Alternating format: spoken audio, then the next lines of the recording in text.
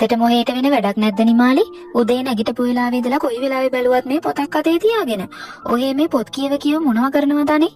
ගෙදර වැඩකටවත් උදව් කරන්නේ නැහැ. ගිහින් අර වලන් ටික හොදලා දානවා. උදේට උයපුවාම විතරක් හරියන්නේ නැහනේ. ඒ උයපු පාචන ටික හොදන්නත් ඕනේ. නිමාලි විවාහකයි. ඇය Tamanගේ සැමියාත් නැන්දම්මාත් සමග මේ නිවසේ ජීවත් වෙනවා. ඇය ඉගෙනීමට බොහෝම දක්ෂයි. ඉතින් ඇය ගුරුවරියක් වීමටයි උත්සාහ කරන්නේ. විවාහ වී ආවත් Tamanගේ ස්වාමියාගේ අවසරය මත ඇය ගුරුවරියක් වීමට උත්සාහ කරනවා. ඇය හොඳින් ඉගෙන ගන්නවා. නිමාලිගේ සැමියා ගොවිතැන් කරමින් ජීවත් වෙනවා.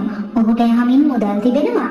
නිමාලිගේ සැමියා නිමාලි ඉගෙන ගන්නවාට කැමති වුණත් නිමාලිගේ නන්දම්මා නම් මේට පොඩ්ඩක්වත් කැමති නැහැ. ඇයට අවශ්‍ය නිමාලි නිවසේ වැඩ කිරීම පමණයි. ඔය ළමයා තේ එහෙම ගෙනත් දීලා මට හොඳින් සැලකුවා කියලා නම් මගේ හිත කවදාවත්ම වෙනස් වෙන්නේ නැහැ. මම නම් කැමති නැහැ ඔය ළමයා රස්සාවකට යනවට. ගෑනු අපි කරන්න ඕනේ ගෙදරට වෙලා ගෙදර වැඩ කරලා ළමයි බලා ගන්න එක විතරයි. කොහෙද ඉතින් ඔය ළමයාට දරුවෙක්වත් හදාගන්න කිසිම උවමනාවක් නැහනේ. අනේ මන්දා මගේ පුතත් ඔහෙව කොහෙන් අරගෙන ආවද කියලා. මගේ පුතාවත් රවට්ටගෙන තමයි ඔහෙ මෙහෙම එන්නත්තේ. නැත්තම් ඉතින් ඔහෙ කියන විදියට ඒකොල්ලත් නටයියේ. නිමාලිගේ නැන්දම්මා මොනතරම් දේවල් කිව්වත් ඇය Tamanගේ අරමුණ නම් අතහැරියේ නැහැ. නිවසේ ඇති සියලුම වැඩ කටයුතු නොපිරිහෙලා ඉටු කරන නිමාලි ඉඩක් ලැබෙන සෑම මොහොතකම ඇයගේ පාඩම් වැඩ කටයුතු සිදු කරනවා. මගේ කොල්ලා උදේ ඉඳන් හැන්දෑව වෙනකම්ම දුක් විඳ මහන්සි වෙනවා. මේ ළමයා බොරුවට පොතක් අතේ තියාගෙන හැම වෙලාවෙම වාඩි වෙලා ඉන්නවා. ඔහේ ඇත්තටම ඔය පොතක් අතේ තියාගෙන මොනවද කරන්නේ? ඔහේ ඔය පාඩම් කරනව නෙවෙයි. ඔහේ මේ ගෙදර තියෙන වැඩම ගහරින එකයි කරන්නේ. අනේ ඇයි අම්මේ මට ওই විදියට කතා කරන්නේ? අම්මා මට මොන දේ කිව්වත් මම මගේ පාඩුවේ ඉන්නවනේ. අනේ අම්මේ බොරුවට මාත් එක්ක රණ්ඩුවට එන්න එපා. උදේ ඉඳලම ගෙදර තිබුණ සේරම වැඩ ටික මම ඉවර කරා. අම්මගේ බත් එකත් කුසියේ මේසෙ උඩින් බෙදලායි තියෙන්නේ. ඔහොම දේවල් කියන්න එපා අම්මේ. මම බොරුවක් නෙවෙයි කරන්නේ. මම මේ ඇත්තටමයි පාඩම් කරන්නේ. අනේ මේ ළමයෝ නිකම් බොරුවට මාව ගුණාට අන්තන්න එන්න එපා. ඔය ළමයා දැන් කසාද බඳලා ඇවිල්ලා අවුරුදු එකමාරක් විතර වෙනවා. තවවත් අපේ ගෙදරට දරුවෙක් ගේන්නවත් ඔහේ හිතලා නැහනේ. ඔහේ නම් මහ පුදුම කපටි ගෑණියක් තමයි. දරුවෙක්ටවත් කැමති නෑ නෝ අම්මපා. අනේ මන්ද අපේ කොල්ලත් කරගත්ත මෝඩකමක්. අනේ අම්මේ මට බොරුවට දොස් කියන්නේ නැතුව ඉන්න.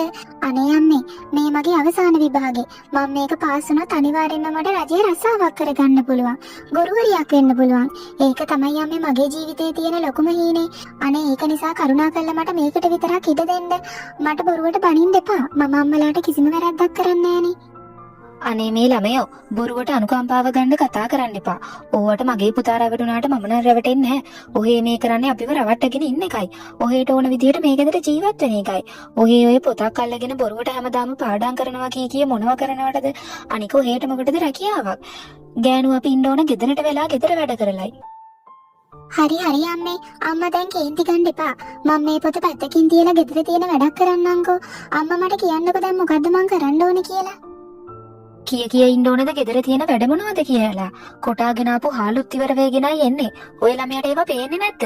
ඔය ළමයා දැන් අර ගේ ඇතුලේ තියෙන වීගෝනි ටික අරගෙන ගිහින් ඒ ටික කොටාගෙන එන්න. තවදුරටත් නැන්දම්මාගේ වචන වලට උත්තර දෙන්නට ගියොත් මහා විශාල ප්‍රශ්නයක් ඇති වෙන බව දැනගත් නිමාලි Taman පාඩම් කර හිටපු පොත පැත්තකින් තියලා ගෙදර වැඩ කරන්න පටන් ගත්තා. ඉතින් Tamanගේ නැන්දම්මා කියපු පරිදි නිමාලි ගිහින් නිවසේ ඉතිරි වී තිබුණු වීගෝනි අරගෙන ගිහින් ඒවා සියල්ලම කොටාගෙන නැවතත් ගෙදරට අරගෙන ආවා. පසුව නිවසේ තිබූ අනිත් රාජකාරීන් ඉක්මනින්ම අවසන් කළා. නමුත් නිමාලිට මේ කිසිම දෙයක් කළත් නැන්දම්මාගෙන් හොඳක් නම් ලැබුණේ නැහැ. ඔය වාජන ටික හොඳට හොදන්න ළමයෝ බලන්න කොච්චර හේදුවත් ඉඳුල් කඳ ගහනවා. ඔය ළමයාට ඇත්තටම වාජනයක්වත් හොදන්න ඔය ළමයාගේ දෙමව්පියෝ උගන්වලා නැද්ද? හරිම අප්‍රසන්නයි කෑම කණ්ඩත්. කෑම කන්න පිඟාන ගන්නකොට ඉඳුල් කඳ ගහනවා. ඔය පිඟාන ටික හරියට හොදනවා. මේ කිසිම දෙයක් ගණන් ගන්නේ නැති නිමාලි Tamanගෙන් වෙන්න ඕන යුතුයකම් නොපිරිහෙලා සෑම දවසකම ඉෂ්ට කරනවා. ඒ වගේම Tamanගේ නැන්දම්මටත් Tamanගේ අම්මට වගේ ගොඩක් හොඳින් සැලකනවා. නමුත් ඇයගේ හිතට නම් කවදාවත්ම සැලසීමක් තිබුණේ නැහැ. ඇය හැමදාම හඬමින් Tamanගේ මේ දුක පිට කර ගන්නවා. ඒ වගේම Tamanගේ නැන්දම්මාගේ වැරදි ගැන Tamanගේ සැමියාටවත් ඇය කියන්නේ නැහැ. කමක් නෑ. මම වැරද්දක් කරන්නේ නෑ කියලා මගේ හිත දන්නවනේ. අම්මා මට ඕන දෙයක් කියපු දෙන්. මම මගේ වැඩ ටික හරියට කරගෙන පාඩම් වැඩ ටිකත් හොඳින් කරගන්නවා. මෙහෙම හිතපු නිමාලි ගෙදර තිබුණු සෑම වැඩක්ම අවසන් කරලා එදා රාත්‍රියෙන් ආපහු පාඩම් වැඩ කරන්න පටන් ගත්තා.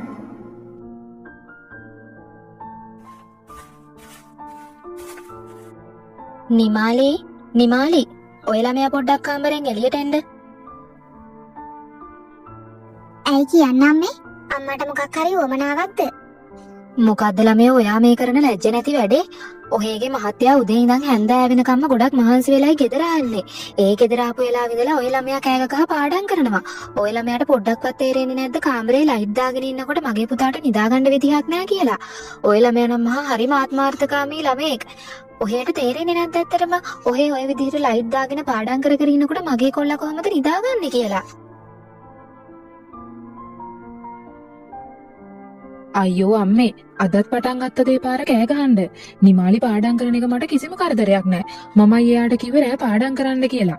කාමරේ ලයිට් දාලා තිබ්බට ඒක මට කිසිම ප්‍රශ්නයක් නෑ. මට හොඳට නිින්ද යනවා. අම්මා දැන් ඒක ප්‍රශ්නයක් කරගන්න එපා. නිමාලිට කෑ ගහන්නේ නැතුව අම්මත් දැන් ගිහින් නිදා ගන්නකෝ. මම පුතා ගැන හිතලයි එහෙම දෙයක් කිව්වේ. පුතාත් ඉතින් පුතාගේ නෝනාගේ පැත්තනේ ගන්නෙ. අනේ මන්දා මම තමයි හැමෝටම වැරදි. හරි මං එහෙනම් ගිහින් නිදා ගන්නම්කෝ.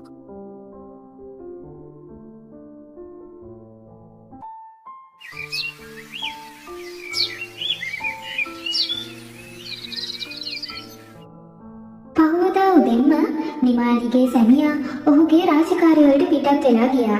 ඉතින් පහවදත් සුපුරුදු විදිහටම නිමාලිගේ නන්දම්මා ඇයට බැනවදිමින් දවස ගෙවන්න පටන් ගත්තා. නිමාලිට බොහොම දුකයි. ඉතින් නිමාලි හඬමින්ම Tamanගේ වැඩ සියල්ලම ඉවර කරලා නැවතත් පාඩම් කරන්න පටන් ගත්තා. ඇයට පාඩම් කරන්නවත් හිතක් තිබුණේ නැහැ. ඇය නිතරම කලේ හඬමින් හිටපු එකයි. ඉතින් එදා දවසේ නිමාලිගේ සැමියා කලින් මොහුගේ වැඩ අවසන් කර නිවසට පැමිණියා. ඔහු දුටුවා Tamanගේ ආදරණීය බිරිඳ ගොඩක් දුකින් හඬමින් සිටින ආකාරය. ඔහුට තේරුණා ඔහුගේ අම්මා ඔහුගේ බිරිඳට නිතරම කරදර කරන බව. ඉතින් ඔහු Tamanගේ අම්මාට මේ සෑම දෙයක්ම පැහැදිලි කරන්න හිතාගත්තා. ඔහු නිමාලිට මේ සෑම ප්‍රශ්නයක්ම විසඳලා දෙන බවට පොරොන්දු වුණා. පසුව නිමාලිගේ හිත හදන්න පටන් ගත්තා. ඔහු බොහෝම ආදරණීය සැමියෙක්. ඉතින් නිමාලිත් Tamanගේ දුක අමතක කරලා Tamanගේ සැමියාව විශ්වාස කළා.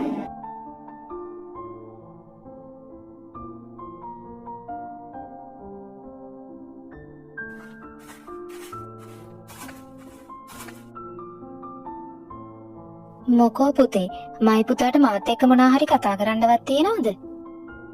ඔව් අම්මේ මට අම්මත් එක්ක ටිකක් කතා කරන්න ඕනේ. අම්මා දන්නවද ඉගෙන ගන්න එකේ තියෙන වැදගත්කම? අපේ ගමේ ඉන්න කිසිම ලේලියක් කසාද බැන්දට පස්සේ ඉගෙන ගන්නේ නැහැ. ඉතින් අම්මගේ ලේලි විතරයි කසාද බැන්දලත් ඉගෙන ගන්නේ. අම්මා දන්නවද ඒක මොනතරම් වටිනවද කියලා? ඉගෙන ගන්න එකම විතරක් නෙවෙයි අම්මේ. නිමාලි මොනතරම් බුද්ධිමත්ද? ඒ වගේම ගෙදර වැඩත් කිසිම අඩුපාඩුවක් නැතුව කරනවා. මේ වගේ ලේලියක් ලබන්න අම්මා වාසනාවන්ත වෙන්න ඕනේ. නිමාලිගේ සැමියා ඉගෙනීමේ ඇති වටිනාකමත් නිමාලිගේ ඇති හොඳ ගතිගුණ ගැනත් Tamanගේ අම්මාට පහදා දෙන්න පටන් ගත්තා. ඔහු මේ තරම් කාලයක් මේ දෙස ඉවසීමෙන් බලා සිටියත් තවදුරටත් ඉවසීමෙන් පළක් නැති බව තේරුම්ගත් මේ සැමියා Tamanගේ අම්මගේ වැරදි තේරුම් කරලා දුන්නා. ඉතින් මේ නිමාලිගේ නැන්දම්මාත් බොහෝම නිහතමානීව Tamanගේ වැරදි පිළිගත්තා. ඒ වගේම මේ තරම් බුද්ධිමත් දක්ෂ දියණියක් ඉන්න එකට ඇයත් ආඩම්බර වෙන්න පටන් ගත්තා. Tamanගේ පුතා කියන දේ අහපු මේ නැන්දම්මා එදායින් පස්සේ නම් නිමාලිට කරදර කරේ නැහැ. නිමාලිට උදව් කරන්න පටන් ගත්තා. සැමියා නිමාලිගේ නැන්දම්මාත් නිමාලිට බොහෝ ආදරයෙන් සැලකන්න පටන් ගත්තා. Tamanගේ ආදරණීය සැමියාගේ නැන්දම්මාගේ උදව් මත ඉතා හොඳින් පාඩම් කරපු නිමාලි ගොඩක් සාර්ථකව Tamanගේ විභාගයටත් මුහුණ දුන්නා.